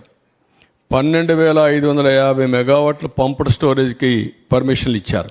ఒక్కటి కూడా కమెన్స్ కాల. ఇప్పుడు అయ్యే పరిస్థితి కూడా కనపడలేదు. ఇప్పుడు అవన్నీ ఏం చేయాలో చేయాల్సిన అవసరం ఉంది. ఇవన్నీ కూడా దీనివల్ల ఎక్కడికక్కడ అదనపు భారం పడింది. Net present value of addition burden due to the above ఇది కానీ 25 ఏళ్లను చేయాలంటే 62,000 కోట్ల భారం. అక్కడ క్యాలిక్యులేట్ చేసింది ఒక్క సంవత్సరం 3,800 నుంచి 4,300 ఇంటూ 25 25 సంవత్సరాలంటే 62,000 కోట్ల రూపాయలు కన్జ్యూమర్స్ పైన పడుతుంది. నెక్స్ట్ ఇంకొక పక్కన ఏపీ డిస్కామ్స్ 29,114 నుంచి 34,090 కోట్ల రూపాయలు లాసెస్ పెరిగాయి. Short term power purchases high కాస్ట్తో కొనడం, ఇక్కడి నుంచి గవర్నమెంట్ ఇవ్వాల్సిన సబ్సిడీస్ ఇవ్వకపోయిన దానివల్ల వడ్డీతో రుణాలు తెచ్చుకోవడం. ఇంకొక పక్కన కృష్ణపట్నం 1,565 రూపాయల నుంచి 4,260 కోట్లు పెరిగింది. Delay in commencement stage 2, 3 unit 44 నెలలు ఇది. దానివల్ల అడిషనల్గా 2,035 రెండు కలిపి 9,618 కోట్లు పెరిగే పరిస్థితికి వచ్చింది. నెక్స్ట్ అప్పట్లో ఎవ్రీ యూనిట్ మీరు చూస్తే మేము ఉన్నప్పుడు రేటింగ్ అన్నీ ఏ ఉండేటి, క్రిసిల్ కానీ ఏ రేటింగ్ ఏజెన్సీ అయినా ఏలు ఇచ్చేవాళ్ళు. ఇప్పుడు CBDDC BC minus all these things వచ్చే కొందికి అడిషనల్ ఇంట్రెస్ట్ 1.1% పెరిగింది. రేటింగ్ దేనికోసం అంటే క్రెడిబిలిటీ. రేటింగ్ బాగుంటే ఇంట్రెస్ట్ తక్కువ ఇంట్రెస్ట్ మనకు రుణాలు ఇస్తారు. దానివల్ల పెంచిన దానివల్ల మీరు చూస్తే 2,442 కోట్లు అదనంగా అది ఒక భారం పడింది 5 ఏళ్లలో మినిమం. ఇదొక నష్టం. నెక్స్ట్ ఇంకొక పక్కన ఇప్పుడు వీళ్ళు చేసే పని చూస్తూ ఉంటే వీళ్ళ దగ్గరుండే డబ్బుల్ని AP Genco investment and P&G trust and PF trust funds APSBCL bonds కొనుగొన్నారు. ఈ డబ్బులు తీసుకుపోయి బ్రెవరీస్ కార్పొరేషన్లో పెట్టి ఆ డబ్బులు తీసుకుపోయి గవర్నమెంట్లో సబ్సిడీస్ ఇచ్చుకోవడం, ఖర్చులు పెట్టడానికి ప్రయత్నం చేశారు. అంటే ఈ డబ్బులు కూడా రేపు రాకపోతే గోయిందా. అంటే కడాన ఎంప్లాయీస్ యొక్క ప్రావిడెంట్ ఫండ్ నుంచి ఇచ్చే డబ్బులను కూడా వీళ్ళు కొట్టేయాలని ప్రయత్నం చేశారు, డైవర్షన్ చేసేసారు.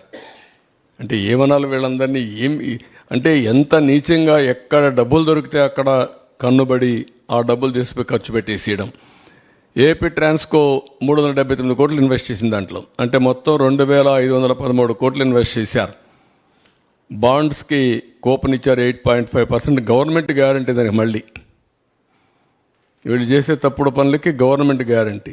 వీటికన్నిటికి గ్యారంటీ ఇచ్చి అసలు డబ్బులు తెచ్చుకోవాలంటే గ్యారంటీ లేదు.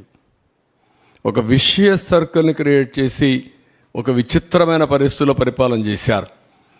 మళ్ళీ ఇప్పుడు చూస్తే డిలే కమెన్స్మెంట్స్ వల్ల 2,566 మెగావాట్ల power projects, power cuts for domestic consumers. ఇప్పుడు పవర్ కట్స్ వచ్చాయి, ఇండస్ట్రీకి వచ్చాయి, కమర్షియల్కి వచ్చాయి.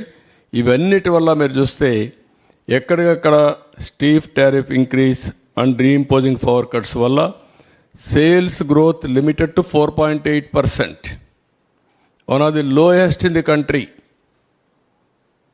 పవర్ ఎప్పుడు కూడా ఇంక్రీజ్ అవుతూ ఉంది. వేరియస్ పర్పస్ కొడుతున్నాం. ఒక పక్క ట్రాన్స్పోర్ట్, ఎలక్ట్రికల్ వెహికల్స్ వస్తున్నాయి, ఇంకో పక్క ఇండస్ట్రీ, ఇంకో పక్క డొమెస్టిక్, ఇంకో పక్క ఎక్కడికక్కడ ఇండస్ట్రియల్ గ్రోత్ రేట్ పెరుగుతూ ఉంది.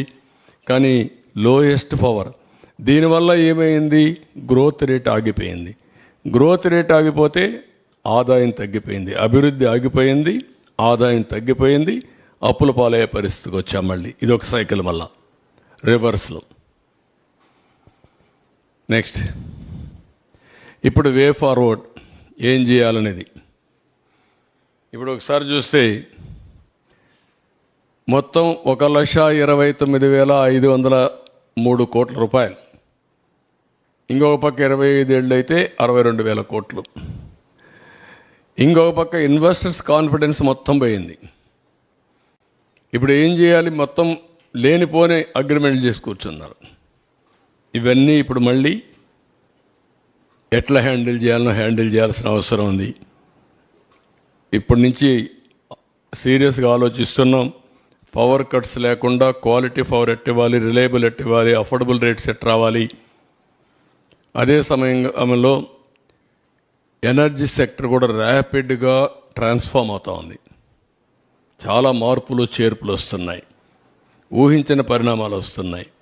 ఇవన్నీ కూడా అధ్యయనం చేసుకుని ఏదైతే ఒకప్పుడు 1.0 నేనే పవర్ సెక్టర్ రిఫార్మ్ తీసుకొచ్చాం, సెకండ్ పవర్ సెక్టర్ రిఫార్మ్స్ 2.0 తీసుకొచ్చాం, ఇప్పుడు 3.0 పవర్ సెక్టర్ రిఫార్మ్స్ ఎట్లా ట్రాన్స్ఫార్మ్ చేయాలనో, ఈ సెక్టర్ని ఎట్లా రివైవ్ చేయాలి, రీస్ట్రక్చర్ చేయాలి, రీబిల్డ్ చేయాలి, ఈ మూడు కూడా చేయాల్సిన అవసరం ఉంది. దానికోసం ఆలోచిస్తున్నాం. ఇది బిగ్గెస్ట్ ఎక్సర్సైజ్. నేను అందుకే చాలాసార్లు మీకు చెప్పాను, నా లైఫ్లో ఇలాంటి వ్యవస్థలు విధ్వంసమైన సందర్భం ఎప్పుడూ చూడలేదు. 4వసారి నేను ముఖ్యమంత్రి. 4వసారి ముఖ్యమంత్రి అయిన తర్వాత ఈ సెక్టరే ఒక ఎగ్జాంపుల్. 2014లో 22.5 మిలియన్ యూనిట్లు కరెంటు కొరత ఉంది. దాన్ని 3 నెలలు అధిగమించాను. అక్కడి నుంచి రిఫార్మ్ తీసుకొచ్చి రేట్లు పెంచకుండా నాణ్యమైన కరెంట్ ఇచ్చాం. అంత మునుపు 94-95 దేశమంతా ఉంది ఆ సమస్య, నాకు ఒక్కడికే కాదు. అప్పుడే పవర్ సెక్టర్ రిఫార్మ్స్ తీసుకొచ్చాం. 2004 కంతా పవర్ సర్ప్లస్ అచీవ్ చేశాం. ఈరోజు పరిస్థితి ఏంటంటే అప్పులు కట్టాలి, మళ్ళీ ఈ వ్యవస్థను ఘాట్లో పెట్టాలి, మళ్ళీ ప్రజలకు ఏదైతే హామీ ఇచ్చామో ఆ రిఫార్మ్ తీసుకొచ్చి భారం లేకుండా చేయాల్సిన బాధ్యత ఉంది. ఒక పక్క చూస్తే మోయలేనంత భారం, ఇంకొక పక్క చూస్తే మా మీద ఎక్కడ లేని అభిమానం. ఈ రెండు ఏ విధంగా ఆలోచించడమే కాకుండా ఏ విధంగా రివ్యూ చేయాలనో ప్రజలందరి సజెషన్స్ తీసుకుంటాం, ఆలోచనలు తీసుకుంటాం. ఎంత తొందరగా వీలైతే అంత తొందరగా ఈ వ్యవస్థను ఘాట్లో పెట్టడానికి ఎన్ని ప్రయత్నాలుంటే అన్ని ప్రయత్నాలు చేస్తాం. Very tight rope. ఒక పక్క ఇన్వెస్టర్స్ అన్నీ నేను క్యాన్సిల్ చేస్తే వాళ్ళు కోర్టు పోయి మళ్ళా తీసుకొస్తే ఇప్పుడు నేను కరెంటు వాడకుండా మళ్ళా వాళ్లకు నేను ఫిక్స్డ్ ఛార్జెస్ పే చేయాల్సి వస్తుంది. అవి ఏమున్నాయి, అగ్రిమెంట్ సెట్ చేశారు. ఇవన్నీ కూడా ఎగ్జామిన్ చేసి ఇంకా డెప్త్కు పోవాల్సిన అవసరం ఉంది. ప్రైమరీగా నేను ఇస్తానన్న వైట్ పేపర్స్లో ఇది ఒక ముఖ్యమైన వైట్ పేపర్. ఇది వైటల్ కూడా. పవర్ సెక్టర్ అనేది చాలా ముఖ్యం. ఎందుకంటే ఇంకా రాబోయే రోజుల్లో ఆల్ వెహికల్స్ అన్నీ కూడా ఎలక్ట్రికల్ వెహికల్స్ వచ్చేస్తాయి. ఎవ్రీవేర్ సోలార్ విండ్ వస్తుంది. ఇంకా మనం ముందుకు పోతే హైబ్రిడ్ మోడల్లో కానీ తయారు చేసుకోగలిగితే టోటల్గా కాస్ట్ కూడా తగ్గించే అవకాశం వస్తుంది. This is in brief. మీకు అర్థమై ఉండాలి, లేకపోతే మీరు ఒకసారి చదువుకోవాలి. నేను 14 ఏళ్ళు సీఎంగా చేశాను కాబట్టి ఈ సబ్జెక్ట్ ఎప్పుడెప్పుడు మళ్ళీ ఇది చేసుకున్నాను, రీకలెక్ట్ చేసుకున్నాం. ఒక స్మార్ట్ మీటర్లే కాదు, వేరియస్ యాంగిల్స్ ఉన్నాయి దీంట్లో. Smart meter is only small component, bigger components ఉన్నాయి దీంట్లో. హౌ టు రివైవ్ దీన్ని, ఏది ఎట్ల వరకు ఇప్పటి వరకు ఎంతవరకు ఎరెక్ట్ అయినాయి, ఎంతవరకు అగ్రిమెంట్లు ఉన్నాయి, వాళ్ళ కమిట్మెంట్స్ ఏంటి, ఆ కమిట్మెంట్స్ ఎట్లా ఓపెన్ చేయాలి, దానిపైన ఏ విధంగా పోతే కరెక్ట్గా ఉంటుంది, అవన్నీ కూడా ఎగ్జామిన్ చేయాలి. That will come back.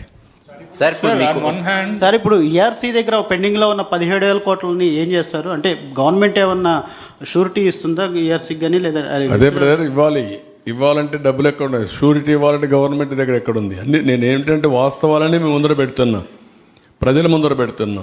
దీన్ని ఏ విధంగా రివైవ్ చేయాలో ఐ విల్ కమ్ బ్యాక్. మళ్ళీ ఒక స్ట్రాటజీ వర్కౌట్ చేసుకుని ఐ విల్ కమ్ బ్యాక్. ఏం చేయాలో చేస్తాం. సార్ ఒకటి చిన్న క్వశ్చన్ ఏంటంటే సార్ ఇక్కడ sir one by one sir Sambasivarao ఒక క్వశ్చన్. అందరికంటే ఎక్కువ భారం మోస్తున్న వాళ్ళు అతి పేదలు.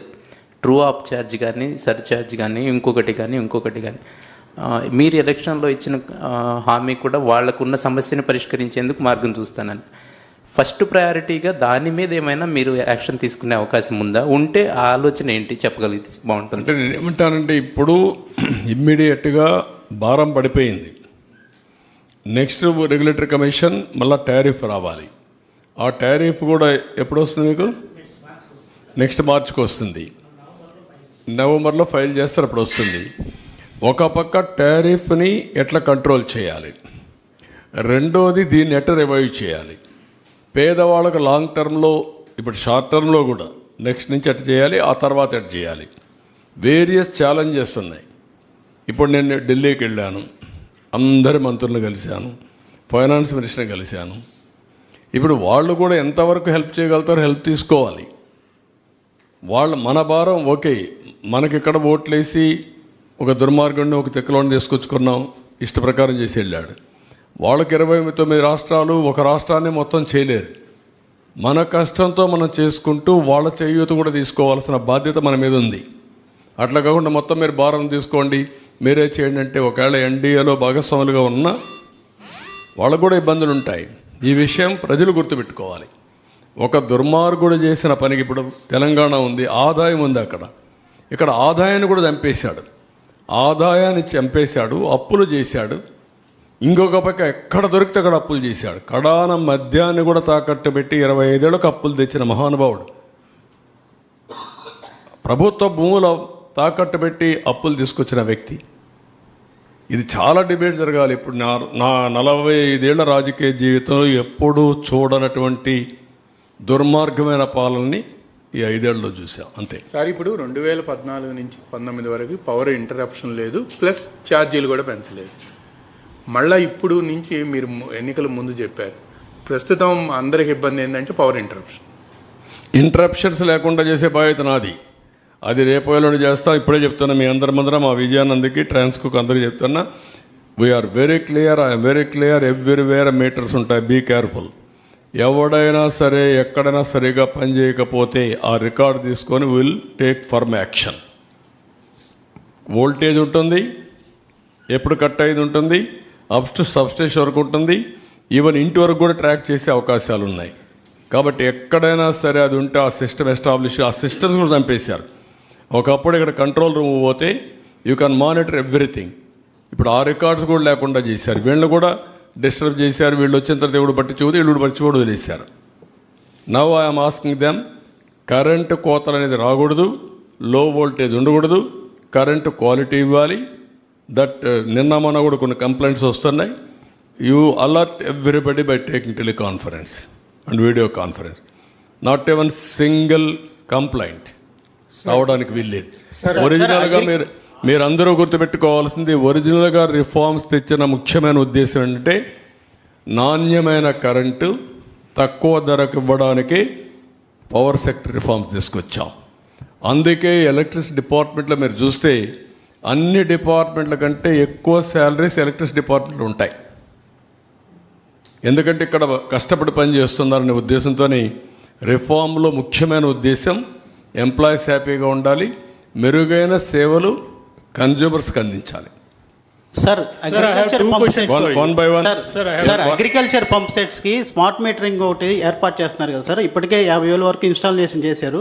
అది కంటిన్యూ చేస్తారా లేకపోతే విత్డ్రా చేస్తారా? మీరు అపోజిషన్లో ఉన్నప్పుడు కూడా మేము తీసేస్తామని ఒక హామీ ఇచ్చారు. మేము అది కూడా వర్కౌట్ చేస్తున్నాం. ఒకవేళ ఈ స్కీమ్లో ఓవరాల్ స్కీమ్ అది ఎంత రేట్ ఉంది అవి కూడా చూసుకోవాలి. రెండోది అగ్రిమెంట్లు ఏమైనా చూసుకోవాలి. మూడోది, ఒకవేళ అలాంటి మీటర్లు పెట్టుంటే మళ్ళా వేస్ట్ చేయకుండా అక్కడే సోలార్ ప్యానెల్స్ కూడా ఇచ్చి గవర్నమెంట్ ఖర్చుతోనే ఇచ్చి 4-5 ఏళ్లలో రీపేమెంట్ కూడా అయిపోతుంది. వాళ్లే ఆపరేట్ చేసుకుంటారు, పవర్ ఉపయోగించుకుంటారు. సర్ప్లస్ ఉంటే డిపార్ట్మెంట్కి ఇస్తారు, తిరిగి డబ్బులు పే చేసే విధానం కూడా తీసుకొస్తాం. ఒక 25% ఎక్కువగానే పెట్టామనుకోండి వాళ్ళకు, ఆ 25% డిపార్ట్మెంట్కి ఇవ్వచ్చు. To that extent will pay money. అయితే ఇవన్నీ కాస్ట్లు కూడా చెక్ చేసుకోవాలి. సార్ 2 క్వశ్చన్లు ఉన్నాయి సార్. ఒకటి, power generation units back down అయినాయి లాస్ట్ 5 yearsలో, but at the same time operational expenditure more than 40,000 crores పెరిగింది. ఎక్కడ ఈ ఆపరేషనల్ ఎక్స్పెండిచర్ ఎక్కడ ఖర్చు చేశారు? ఒకటి. 2, are you going to revise the proposal to enter in to agreement with SECI? I have to go through all these things. నేను ఎమోషన్గా నేను ఏదంటే నోటుకొచ్చి మాట్లాడితే నా క్రెడిబిలిటీ పోతుంది. ఫస్ట్ ఆఫ్ ఆల్ ఏం చేసినా have to go through systematically agreement విలువ ఎన్ని, ఇన్వెస్టర్ కన్విన్స్ చేయడమా, వేస్ట్ ఆఫ్ ఎక్స్పెండిచర్ వస్తే ఏం చేయగలుగుతామో ట్రాన్స్పరెంట్గా చేయాలి, కన్విన్స్ చేయాలి. సార్ ఇప్పుడు ఇది ఈఎస్పీ ప్రాజెక్టులు పప్పు బెల్లలు వచ్చి వచ్చారు సార్. ఎక్కడ మన టీపీఎల్ లేవు అంతా ఎవరికైనా అమ్ముకోవచ్చు. అంటే జగన్ చేసిన విధ్వంసులు అదొకటండి. అంటే రెండు ఆస్పెక్ట్స్ ఉన్నాయి. ఒకవేళ బయట వెళ్ళాయి అనుకోండి ఈ ప్రాజెక్టులు, మనకు నష్టం లేదు. మన కన్జ్యూమర్ అయితే పడుకుంటే చాలు మనకు. ఇప్పుడు దానివల్ల కూడా మీకు ఏమవుతుందంటే కొన్ని ప్రాజెక్టులు కొన్ని హబ్స్ వాళ్ళు తయారు చేసుకుంటారు. గవర్నమెంట్ ఆఫ్ ఇండియా నేను మాట్లాడినప్పుడు Andhra Pradesh is also one of the state to go for green hydrogen. ఇప్పుడు ఉదాహరణకు ఒకప్పుడు మనం ఏం చేసామంటే విశాఖపట్నంలో 2000 మెగావాట్లు ఇంపోర్ట్ కోల్తో ఎన్టీపీసీ పవర్ జనరేషన్కి ఇచ్చాం. ఇప్పుడు వాళ్ళు ఏమంటున్నారు, మేము దానికి పోలేము, కాస్ట్ ఎక్కువ అవుతుంది, మేము గ్రీన్ హైడ్రోజన్కి పోతాం అదే సైట్లో, మీరు పర్మిషన్లు ఇవ్వండి మాకు. విశాఖపట్నంలో ఉండే థర్మల్ ప్లాంట్ను కూడా గ్రీన్ థర్మల్ ప్లాంట్గా మారుస్తాం పొల్యూషన్ లేకుండా. ఆ కార్బన్ కూడా తీసుకొచ్చి ఇక్కడ డైవర్ట్ చేసుకుంటాం, అంటే వాల్యూ అడిషన్కి పోతామని మొన్న ఎన్టీపీసీ చైర్మన్ చెప్పాడు. ఇలాంటి వినూత్నమైన మార్పులు వస్తున్నాయి, అవన్నీ డిస్కస్ చేయాలి. ఉపాధి లేదు కానీ ఒకటి ఉంది అడ్వాంటేజ్, మనకు డబ్బులు వస్తుంది, రెవెన్యూ వస్తుంది, రెవెన్యూ జనరేషన్ కూడా ఉంటాయి దీంట్లో. అదే దాన్నే అవన్నీ కూడా నేను ఒకసారి అన్ని చూడాలి, మొత్తం చూసిన తర్వాత ఏం చేయాలో మనం ఆలోచిద్దాం. సార్ మీకు లెగసీ లాసెస్ 1,29,000 కోట్లు అన్నారు. ఇప్పుడు రిఫార్మ్ 3.0 ఏమైనా తీసుకొచ్చే అవకాశం ఉందా? ఎట్లా చూస్తారు? I'm working on that. అంటే ఈరోజు నేను చెప్పలేను కదా, కొన్ని వేరియస్ మెథడ్స్ వర్కౌట్ చేసి ట్రాన్స్మిషన్ లాసెస్ తగ్గించాలి. రెండోది కాస్ట్ ఆఫ్ జనరేషన్ తగ్గాలి, ఏది తగ్గుతుంది. మూడోది హైబ్రిడ్ మోడల్లో వెళ్ళాలి. ఆ మూడు కూడా ఇంటిగ్రేట్ చేయాలి. నేను ఇప్పుడు టెక్నాలజీ ఉంది కాబట్టి ఆ టెక్నాలజీతో ఇవన్నీ చేసి దెన్ తర్వాత మీరు చెప్పినట్టు గ్రీన్ హైడ్రోజన్. అప్పుడు గ్రీన్ హైడ్రోజన్కి పోతే నెక్స్ట్ లెవెల్ ఆఫ్ అమోనియా ఇవన్నీ వస్తాయి. That to at work. అంటే బతకాలి కదా, అటంజి వేసి భయపడిపోయేసి పారిపోలేం కదా. How to survive, how to fight. Sir ఈ ఇన్ఫ్రాస్ట్రక్చర్ డెవలప్మెంట్ చేసే క్రమంలో ట్రాన్స్కో వాళ్ళు కొత్త లైన్లు వేయలేదు, ఎంతప్పటికీ సబ్స్టేషన్స్ కడుతున్నారు 11/33 అట్లా. కానీ 120 అలాగే 200, 400 కేవీకి సంబంధించినటువంటి మెయిన్ లైన్లు అనేది లేకపోవడం వల్ల చాలా ప్రాబ్లం అవుతుంది. అట్లాంటి ఈ 3.0లో ఉంటాయా? అంటే మెయిన్ లైన్ లేకుండా ఎంత? వాట్ ఐఎమ్ సేయింగ్, ఎన్ని వచ్చినా కూడా ఇప్పుడు అందుకే లోకల్ జనరేషన్ వస్తే ఈ లైన్స్ అవసరం లేదు. ఇప్పుడు నెంబర్ 1 షార్టేజ్ వచ్చినప్పుడు గ్రిడ్ మేనేజ్మెంట్కి లైన్స్ కావాలి.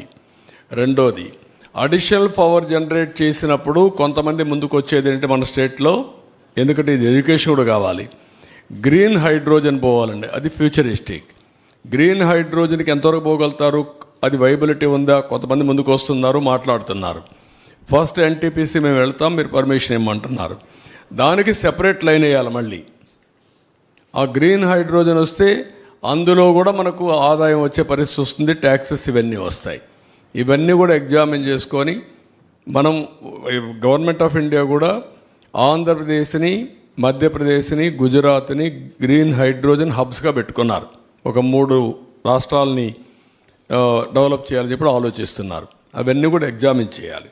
సార్ తెలంగాణ కూడా విద్యుత్ బకాయిలు రావాల్సింది. One by one major subject ఇది. Sir solar power sir, one by one.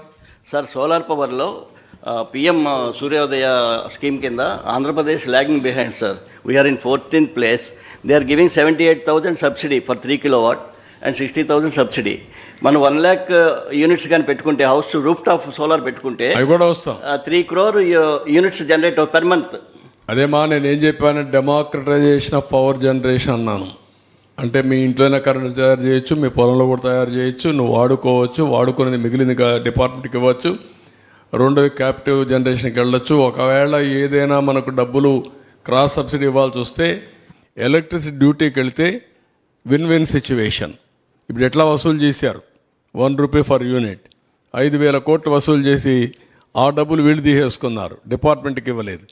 అదే క్రాస్ సబ్సిడీకి ఇచ్చుంటే ఇంకొంచెం బెటర్గా ఉండేది. ఇవన్నీ వర్కౌట్ చేస్తాం. ఏది ఇప్పుడు అన్నీ కూడా ఏంటంటే గవర్నమెంట్కు కొన్ని వనరులు రావాలి, గవర్నమెంట్ కొన్ని ఆబ్లిగేషన్లు చేయాలి, సంక్షేమం, ఎంపవర్మెంట్, పేదవాళ్ళ కోసం చేయాలి. How to balance all these things will work it out. మీరు అంతకుముందు ఉన్నప్పుడు ఓన్లీ వన్ బై వన్ మీరు కూడా సబ్సిడీ సోలార్ మీద మీరు అంతకుముందు ఉన్నప్పుడు సబ్సిడీలు కూడా ఇచ్చారు సార్. కానీ ఇప్పుడు ఆ సబ్సిడీ కూడా ఇంప్లిమెంట్ అవ్వట్లేదు. వాటిని మళ్ళీ అన్నీ కూడా నేను ఇప్పుడు అందుకే ఫస్ట్ కట్లో మీకు ఇవన్నీ చెప్పాను. ఇది చర్చ జరగాలి, మళ్ళా అసెంబ్లీలో కూడా చర్చిస్తాం, మళ్ళా ప్రజల్లో కూడా చర్చిస్తాం. వచ్చిన తర్వాత I will take a call. ఇవన్నీ కూడా ఫైనల్గా తీసుకొని ఏం చేయాలో చేస్తాం. సార్ తెలంగాణ గవర్నమెంట్ నుంచి ఒక 7,000 కోట్లు విద్యుత్ బకాయిలు రావాల్సి ఉంది సార్. ఆ విషయంలో ఏం చేయబోతా ఉన్నారు, వాటిని సాధించారు. నిన్న కూడా ఈ ఇష్యూ ఫ్లాగ్ చేశాం. సరే కొన్ని వాళ్ళు కూడా, ఎందుకంటే కమిటీ కూడా వేసాం, క్యాబినెట్ సబ్ అఫీషియల్ కమిటీ ఒకటి, మినిస్టర్స్ కమిటీ కూడా ఒకటి వేసాం. They will discuss all this issues. Sir ఇప్పుడు టారిఫ్స్ పెంచకుండా నాణ్యమైన విద్యుత్ అందజేస్తా ఉంటున్నారు. అట్లాగే లాసెస్ చెప్పాలి కదా, ఇప్పుడు చెప్పాను నేను. నువ్వు చెప్తున్నావు నాకు, నేను ఉండే వాస్తవ పరిస్థితి కాదు సార్. ఇప్పుడు లాస్ట్ టైం ఏమైందంటే లాస్ట్ 5 yearsలో ఈ ట్రూ అప్ ఛార్జెస్ అలాగే సర్ఛార్జెస్ అని చెప్పి 300 రూపాయల బిల్లు వస్తే 700 అంటే 400 కలిపి 700 రూపాయల బిల్లు కట్టించుకున్నారండి. టీడీపీ కూడా ఆందోళన చేసింది దాని మీద. ఇప్పుడు రాబోయే కాలంలో అంటే టారిఫ్లు పెంచుతాం కానీ లేకపోతే కనుక ఇటువంటి ఛార్జెస్ ఏమన్నా కస్టమర్ మీద ఏమైనా ఇంపోజ్ చేసే అవకాశం ఉంటుందండి. అంటే నేను ఏమంటానంటే, నేను వాస్తవాలు 1,29,503 కోట్ల రూపాయలు బకాయిలు ఉన్నాయి.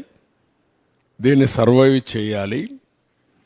ఇప్పటికీ రావాల్సిన బకాయిలు కూడా కొన్న డిపార్ట్మెంట్కి అవి కూడా చెప్పాను, 50,000 కోట్లు ఉన్నాయి. ఇవన్నీ కూడా ఏ విధంగా చేయాలనో అందులో మెజారిటీ గవర్నమెంట్ ఇవ్వాలి, లేకపోతే ఇంకొక 17,000 కోట్లు కూడా మళ్ళీ ఈ ఎలక్ట్రిసిటీ డ్యూటీ అవన్నీ ఇచ్చారు.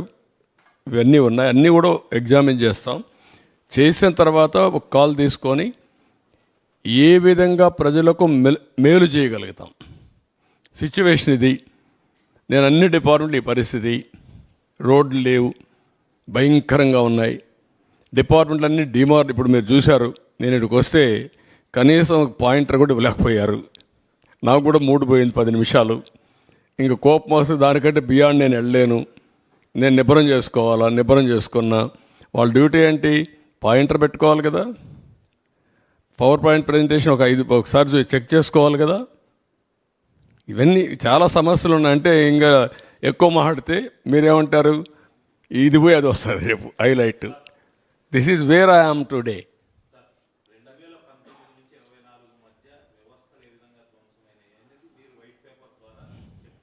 మైక్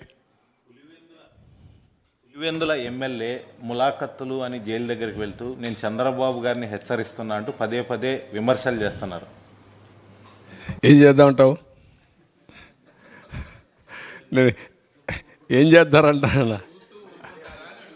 అదే నేను చెప్పేది కాదు. ఇట్లే మాట్లాడుతూ ఉంటారు. ఇప్పుడు ఇంకోటి కూడా గుర్తుపెట్టుకోవాలి, రాజకీయ ముసుగులో కరుడుగట్టిన నేరస్తులు వచ్చి రాష్ట్రాన్ని లూటీ చేసి, ఆ లూటీ చేసిన డబ్బులతో ఎక్కడికక్కడ బ్రైవింగ్ ఇచ్చేసి వ్యవస్థలకే ఒక ఛాలెంజ్గా తయారైపోయారు. అదొక సమస్య ఉంది నాకు ఇక్కడ. మీరు గుర్తుపెట్టుకోవాలి, వ్యవస్థలో 5 ఏళ్ళు సంపాదించిన డబ్బులు ఉంది. ఏ వ్యవస్థనైనా కొనే శక్తి ఉంది. ఆ వ్యవస్థను కొనే పరిస్థితికి వస్తారు. అందుకే మార్నింగ్ కూడా బ్యాంకర్స్ అని చెప్పాను, 200-500 రూపాయలు రద్దు చేయండి, క్యాష్లెస్ విలేజెస్ ఉండేట్టుగా ఎక్కడ చూసినా డిజిటల్ కరెన్సీ ప్రమోట్ చేయండి మీరు అని చెప్పాం. అవన్నీ ఏంటి మనం చెప్పేట్టు లాంగ్ టర్మ్లో ఒక వాల్యూ బేస్డ్ ఇవన్నీ. కానీ ఇప్పుడు ఎట్లా ఫేస్ చేయాలి, ఇవన్నీ ఉంటాయి. ఎవరు ఎన్ని అరిచినా, ఎన్ని బెదిరింపులు చేసినా ఐఎమ్ వెరీ క్లియర్, ఎవ్వరు కూడా నేరస్తులు తప్పించుకోలేరు, అవినీతి పరులు తప్పించుకోలేరు. ఎక్కడ విక్టిమైజేషన్ ఉండదు ఈ గవర్నమెంట్లో. ఈ గవర్నమెంట్లో ఒకటే ఉంటుంది, ఫర్మ్గా ఉంటుంది గవర్నమెంట్. ఎవ్వరికి భయపడదు, సిస్టమేటిక్గా ఉంటాం. ఎవరు తప్పు చేసినా, ఎవరు రాజకీయ ముసుగులో బెదిరించాలన్నా ఆ బెదిరింపులకు ప్రభుత్వం భయపడదు. సార్, ముఖ్యంగా కరెంటు బిల్లులు చూపించి సంక్షేమ పథకాల్లో కూడా కోత విధించారు గడిచిన 5 ఏళ్ల కాలంలో. అంటే 500 రూపాయల కంటే బిల్లు ఎక్కువ వస్తే అర్హుడు కూడా ఆ లబ్ధి చేకూరిన పరిస్థితి ఉంది. ఆ విషయంలో ఎలాంటి కేర్ తీసుకోబోతా ఉన్నారు? వాట్ ఐఎమ్ సేయింగ్, అల్టిమేట్గా నేను ఎప్పుడు చెప్తాను, అభివృద్ధి జరగాలి, సంపద సృష్టించాలి, ఆదాయాన్ని పెంచాలి, పెంచిన ఆదాయం మళ్ళా అభివృద్ధికి సంక్షేమానికి రెండుకి ఖర్చు పెట్టి సస్టైనబిలిటీ తీసుకురావాలి. ఇప్పుడు అన్నీ ఇంబ్యాలెన్స్ అయిపోయినాయి. ఇంబ్యాలెన్స్ అయిపోయిన దాన్ని బ్యాలెన్స్ ఎట్ట చేయాలి, ప్రజలు ఎట్ట అర్థం చేసుకోవాలి.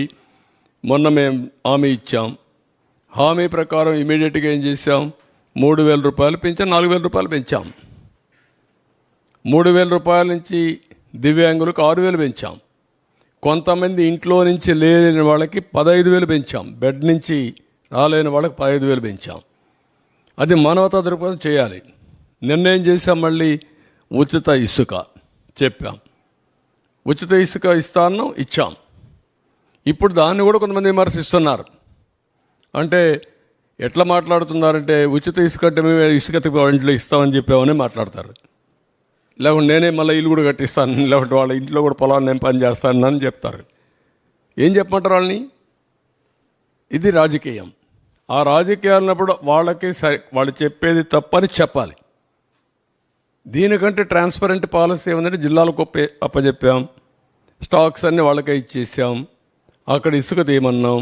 ఏ నదిలో అయినా ఏ కాలువలో అయినా ఇసుకుంటే వాళ్ళ ట్రాక్టర్ ఉంటే ట్రాక్టర్కి, ఎడ్ల బండి ఉంటే ఎడ్ల బండికి నెత్తి మీద పెట్టుకోగలిగితే నెత్తి మీద పెట్టుకో తీసుకుపోమంటున్నాం. What more you want? మీరు పోయి ఎత్తపోండి, ఈయన కూడా పొమ్మనండి. వాళ్ళ ఊరికి పోయి ఒక ఎడ్ల బండి కట్టుకొని తీసుకుపోమని ఇంటికి ఎవడొద్దన్నాడు? ఎవరు అడ్డపడతారు? అలాంటి బుద్ధి జ్ఞానం లేకుండా చేసే వాళ్ళని ఏమనాలి? వాళ్ళని మనుషులు అనాలి. ఉంటే వింత పశువులు కూడా ఉండవు మారిగా ఉంటాయి. ఇవన్నీ ఉంటాయి ఛాలెంజెస్.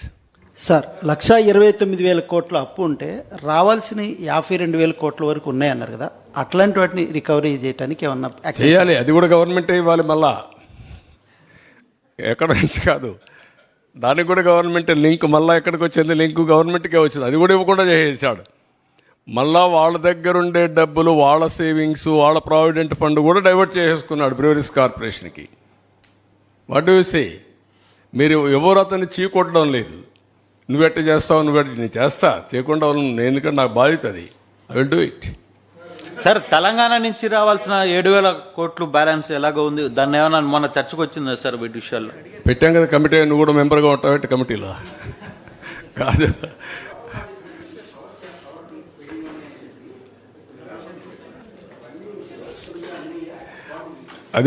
అది కూడా చూడాలి. ఇచ్చారా? లోకల్ బాడీస్ నుంచి ఎప్పటికప్పుడు పవర్ కట్ చేశారు, ఇది డబ్బులు కట్ చేశారు ఫైనాన్స్ కమిషన్ నుంచి. అవి మీకు వచ్చాయా లేదంటే గవర్నమెంట్కి వెళ్ళిపోయినాయా? పార్ట్ వచ్చాయంటున్నాడు. అది చూడాలి, లెక్కలు చూడాలి.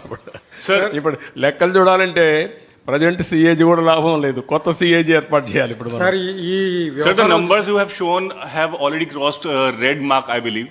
So, will you be setting up a committee to handle and take care of the new policy? Committee? What committee? So, committee to look after the deficit numbers which you have shown to us. No, that what I'm saying, all these things, public has to think. And then committeeకి ఇచ్చిన committee ఏం చేయగలుగుతారు అనేది కూడా important. Will take all opinions if necessary. Expert committee కూడా if possible will have expert committee view కూడా. Will work it out, various options. So will you delete those true-up charges and election, those true-up, the excessive charges that he levied? Will you delete those charges, those true-up charges in the election, in the current power bills? No, what I am saying, if you do that further, ఎక్కడికి పోతుందో తెలియదు కదా. ఇప్పుడు అప్పులే అంత ఉంటే రేపు కొనలేకపోతే, coal కొనలేకపోతే మళ్ళీ ఎక్కడికి పోతాం? పవర్ ఇవ్వలేము. ఇది ఒక విషయస్ సర్కిల్లో ఉన్నాం. ఈ విషయస్ సర్కిల్ నన్ను అర్థం చేసుకొని step by step how to come out అనేది కొంచెం టైం పడుతుంది. Will think over all. అల్టిమేట్గా కన్జ్యూమర్కి మెరుగైన సేవలు అందించాలి, దానికోసం వర్కౌట్ చేస్తాం. లాస్ట్ టైం ఏం చేశారు?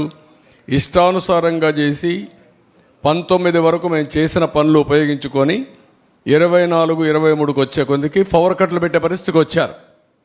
I don't want to go to power cuts again.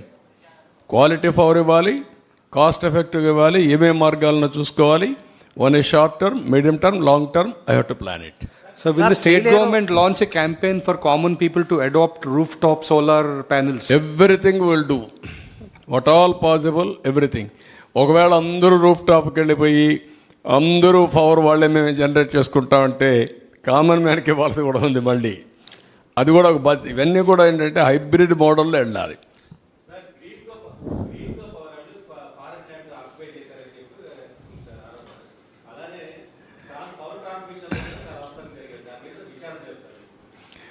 Everything మేము ఇన్ఫర్మేషన్ తెప్పించుకుంటాం.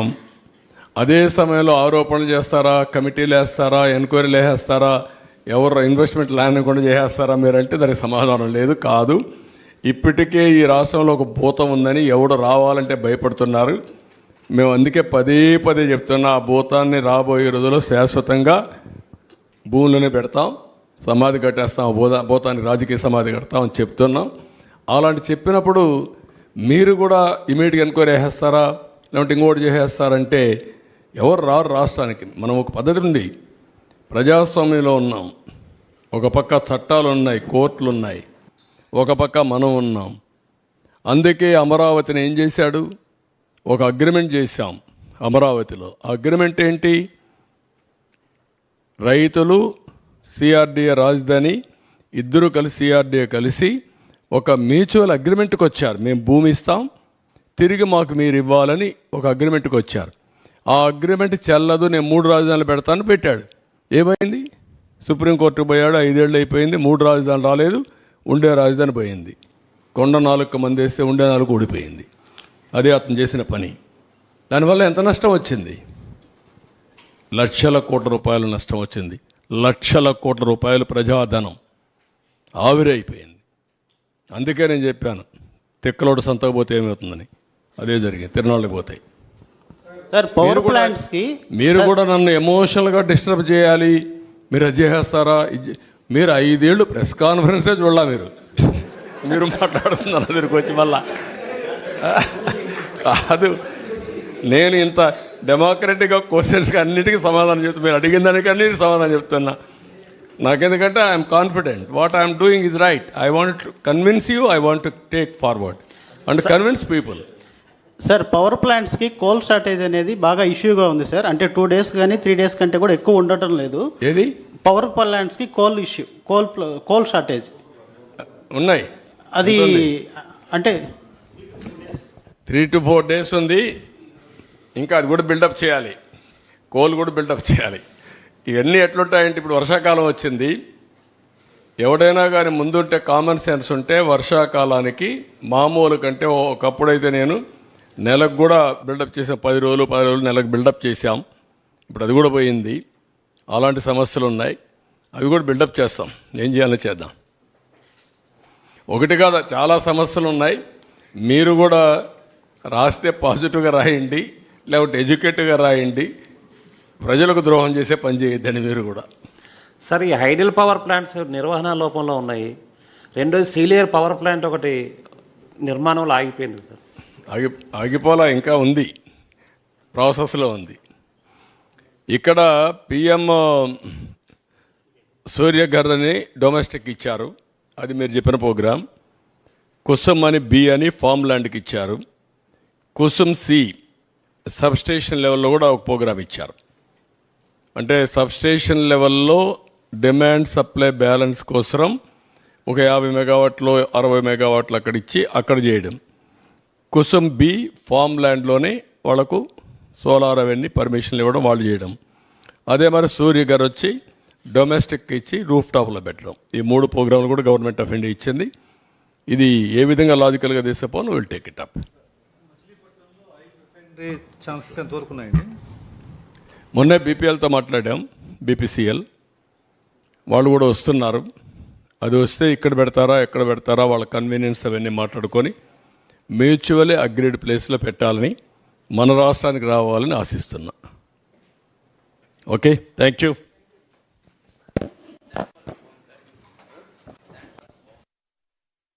కొంతమంది బాగాలేదు, వాళ్ళు ఏం చేయాలా? భరించలేకపోతే ఏం చెప్పాలి వాళ్ళకి?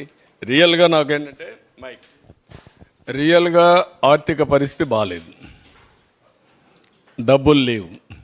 నిన్నే ఢిల్లీలో పోయి అందరినీ కలిసి రిక్వెస్ట్ చేసి వచ్చాను.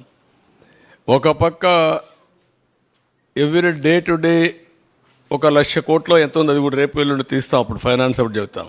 అప్పులు ఉన్నాయి, అప్పుల వాళ్ళు ఎవ్రీ డే తిరుగుతున్నారు. ఇప్పుడు వాళ్ళతో ఒక బాధ ఉంది. చిన్న చిన్న వాళ్ళు ఉన్నారు వాళ్ళు. ఈవెన్ మా పార్టీ వాళ్ళు ఎప్పుడైతే నరేగా చేసి అప్పట్లో ఆ డబ్బులే ఇవ్వాల, కోర్టు పోయినా ఇవ్వాల, ఇలాంటివన్నీ ఉన్నాయి. అవన్నీ క్లియర్ చేయాలి. మళ్ళీ ఇప్పుడు ఈ ప్రాబ్లమ్స్ ఉన్నాయి, కానీ చెప్పిన మాట నిలబెట్టుకోవాలి కాబట్టి ఫ్రీ ఇసుక ఇచ్చాం. అందరూ ప్రజలు హ్యాపీగా ఉన్నారు. వైఎస్ఆర్ కాంగ్రెస్లో కొంతమంది మాత్రం కడుపు నొప్పి వచ్చేసింది. అది చూసిన తర్వాత ఉంటాయి సమస్యలు ఉంటాయి. Will do it. దాన్ని ఇంకా మాస్టరైజ్ చేయాలి. ఎక్కడ ఎవ్వరు కూడా మిస్యూజ్ చేయకుండా దాన్ని ప్రాపర్గా ప్రజలకు అందే విధంగా చేయాల్సిన అవసరం ఉంది. Will do it. Thank you. తగ్గంగా అది 1/4 వచ్చేసింది కొద్దికల్లా. ఎంత ఒక 48 లక్షల మెట్రిక్ టన్నుల అవైలబిలిటీలో ఉందని నాకు ఇన్ఫర్మేషన్ ఇచ్చారు. ఇప్పుడు ఇరిగేషన్ ద్వారా శాండ్ తీసుకునే అవకాశం ఉంది. అంటే బోట్ మెన్ సొసైటీ అవన్నీ అది తీస్తే ఒక 60-70 లక్షల మెట్రిక్ టన్నులు వస్తుంది. ఆ రేటుకే వాళ్ళు చేసిన రేటు సేనరైజ్ చేసి ఎక్కడ రేటు అక్కడ తీసేపోమంటున్నాం.